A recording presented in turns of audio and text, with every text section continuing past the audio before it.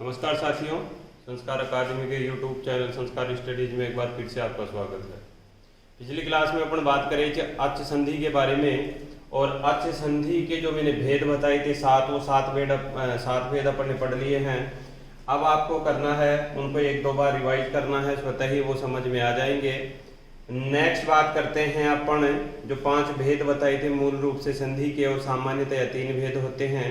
उनमें दूसरे वाला जो भेद है, अच् के अलावा दूसरे वाला जो भेद है उसका नाम है प्रकृति भाव संधि। प्रकृति भाव संधि नाम से ही पता चलता है प्रकृति भाव संधि का मतलब क्या होता है। देखते हैं, कुछ स्थानों पर संधि कार्य तो होता है, किंतु वहां आगम, आदेश, लोप या किसी प्रकार का वर्ण विकार नहीं होता है, उसे ही प्रकृति भाव संधि कहते हैं।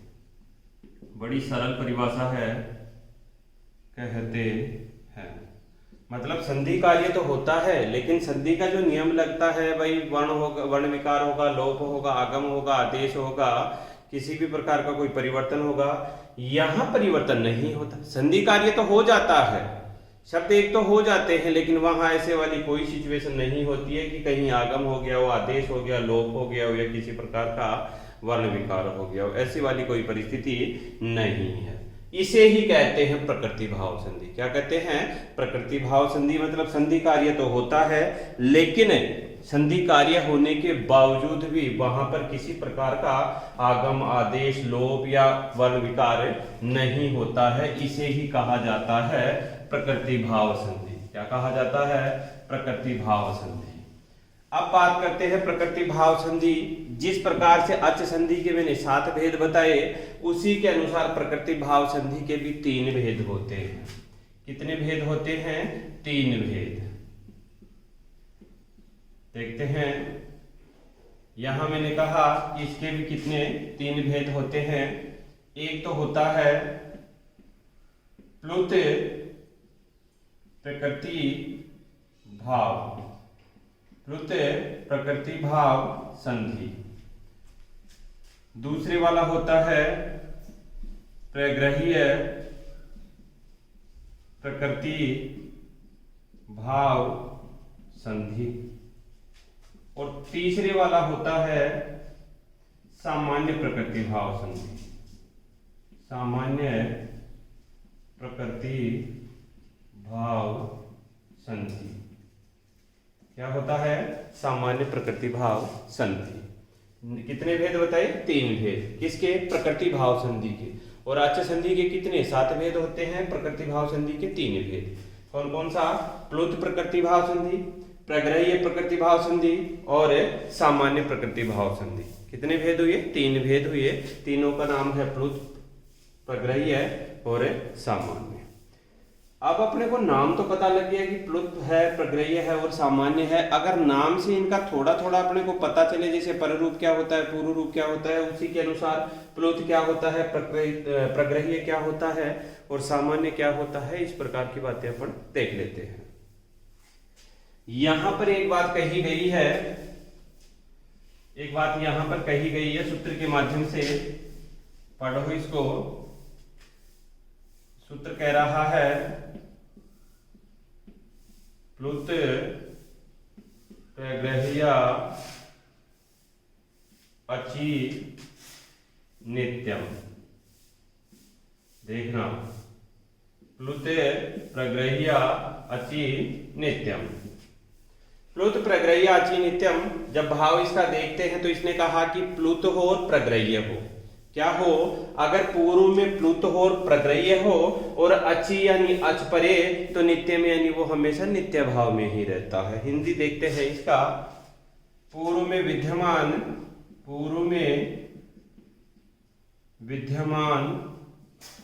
प्लुत, ये स्वर होता है, अभी बताऊंगा प्लुत क्या है और प्रग्रह्य क्या है। प्लुत तथा प्रग्रह्य हो। क्या हो? प्रग्रह्य हो। पूर्व में विद्यमान प्लुत तथा प्रग्रह्य हो तथा उससे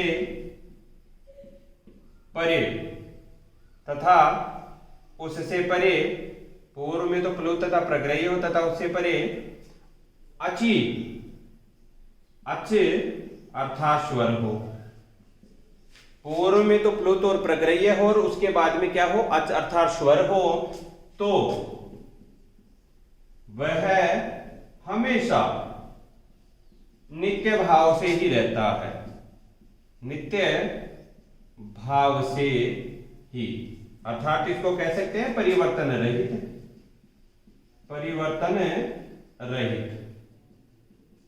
नित्य भाव से ही रहता है। क्या मतलब हुआ इसका? कि जब पूर्व में प्लुत हो और ये प्रग्रह्य हो, तो निश्चित रूप से प्लुत और प्रग्रह्य हो और उससे परे क्या हो? कोई स्वर हो। इसीलिए तो मैंने कहा था कि इसको स्वर संधि में, क्योंकि पहले भी स्वर होता है और बाद में भी स्वर होता है। ये प्लुत भी स्वर है, प्रग्रह्य भी स्वर ही होता है, ध्यान रखना इस बात का। तो यहाँ पूर्व तथा पर दोनों में ही स्वर है, इसीलिए तो मैंने कहा इसको किस में मिलाते हैं अपन? पूर्व और पर को किस में मिलाते हैं? अच संधि में। ठीक है, इसका ध्यान रखना है। और उससे परे ये कह रहा है कि पूर्व में प्लुत और प्रग्रह्य हो और उससे परे क्या हो? अच हो, तो वो हमेशा नित्य भाव से ही रहता है। क्या होता है? हमेशा नित्य भाव से ही रहता है। ठीक है, इस बात का ध्यान रखना है।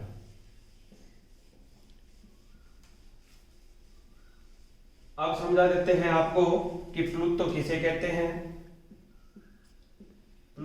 कहते हैं, और प्रग्रह्य क्या होता है। पहले अपन देखते हैं प्लुत को। ध्यान रखना है, स्वर की मैंने 3 कैटेगरी बताई, ऋस्व, दीर्घ, प्लुत। प्लुत क्या होता है? ये एक तरह से स्वर होता है। क्या होता है? स्वर। और ये 3 प्रकार का, कौन कौन सा? ऋस्व, फिर होता है दीर्घ, फिर होता है प्लुत। अब यहां समझो आपके प्लुत होता क्या है। ऋस्व का मतलब एक मात्रिक, दीर्घ का मतलब 2 मात्रिक, और प्लुत का मतलब होता है 3 मात्रिक। जब मैंने आप लोगों को बताया था ये वाली बात कि जब अपन ने स्वरों का विभेद पढ़ा था, उस समय भी मैंने बताया था कि ए, आ, ऐसे वाली जब कंडीशन करते हैं अपन, मतलब दूरात धुते वाली कंडीशन करते हैं, दूर से किसी को बुलाते हैं, तब स्वर क्या होता है? प्लुत। इस प्लुत स्वर को वर्तमान में दिखाने के लिए इस चिन्ह का प्रयोग किया जाता है। हिंदी का जो 3 होता है इसका प्रयोग किया जाता है। अर्थात साफ साफ कहा जा सकता है कि अगर ये ए है, इसके ये वाला चिन्ह है, तो ध्यान रखना स्वर क्या हो गया? प्लुत है। अगर मान लो ये कै है, इसके आगे ये है, तो यहाँ भी स्वर क्या है?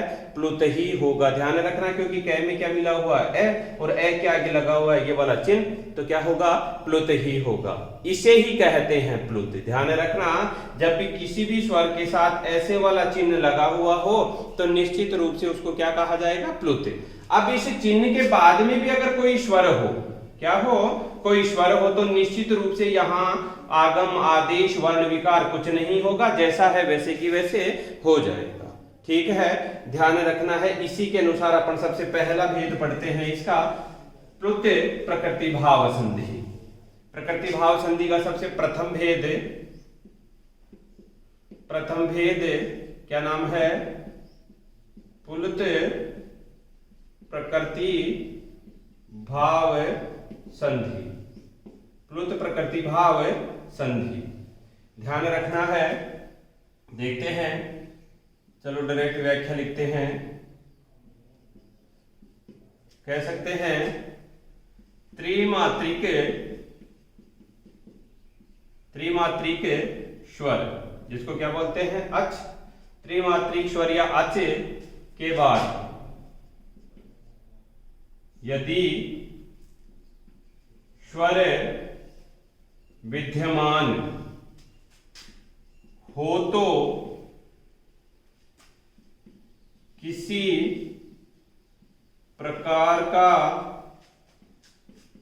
परिवर्तन न होकर नित्य भाव से ही रहेगा, न होकर नित्य भाव से ही रहेगा। अभी उदाहरण से समझ में आएगा आप लोगों को कि ये क्या रहा है, क्या बात है, त्रिमात्रिक कैसे काम में आता है, क्या करता है। वहां जब भी आपको ऐसे वाला 3 का चिन्ह दिख जाए, ये वाला किसी 2 स्वरों के बीच में, तो ध्यान रखना वहां संधि नहीं होगी, बस वो ही प्रकृति भाव संधि है और प्रकृति का प्लुत वाला भेद होता है। देखते हैं उदाहरण से,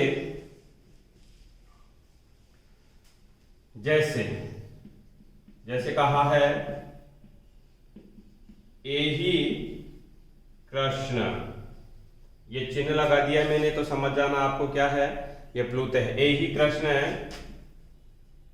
अत्र गोश्चरति, अत्र गोश्चरति। अब यहां देखना, आप लोगों को एक बात बताऊं, यहां कृष्ण में क्या है, ए है, और यहां क्या है, ए है। ये दोनों अगर मान लो ये चिन्ह नहीं होता तो श्रवण दीर्घ होकर के क्या बनता, आ बन जाता, क्या बनता, आ। लेकिन ये चिन्ह बीच में आ गए, इसका मतलब ये प्लुत है, और प्लुत है तो ये अपने नित्य भाव से ही रहेगा, और नित्य भाव से रहेगा तो ए और ए क्या होगा, ए और ए ही रहेगा, किसी प्रकार का कोई परिवर्तन नहीं होगा।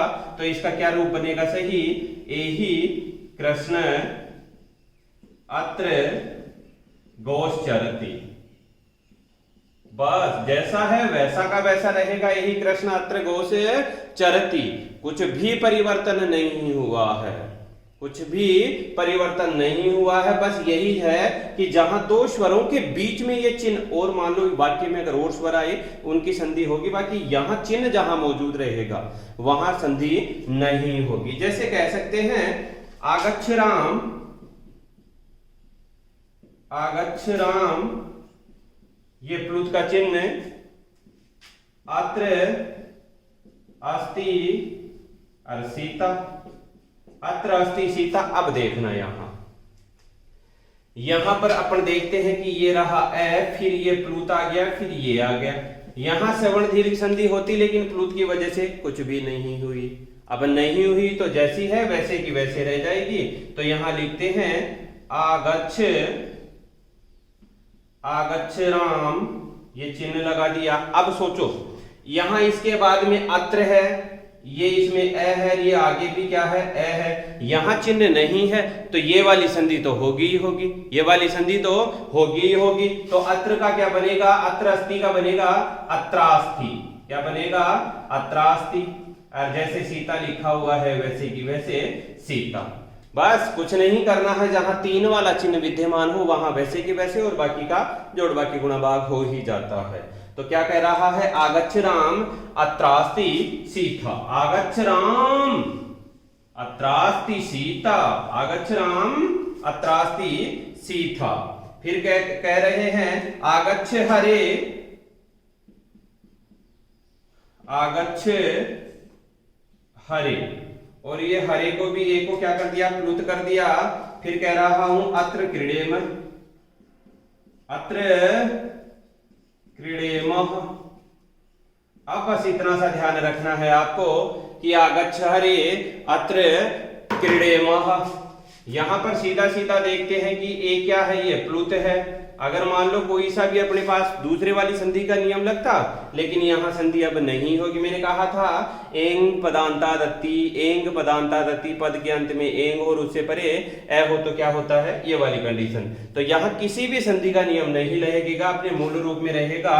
और ऐसे कैसे, आगच्छ हरे ये प्लुत भाव, अत्र क्रीडेमः, क्रीडेमः। बस यही है, इसी को कहते हैं प्लुत प्रकृति भाव। क्या कहते हैं, प्लुत प्रकृति भाव।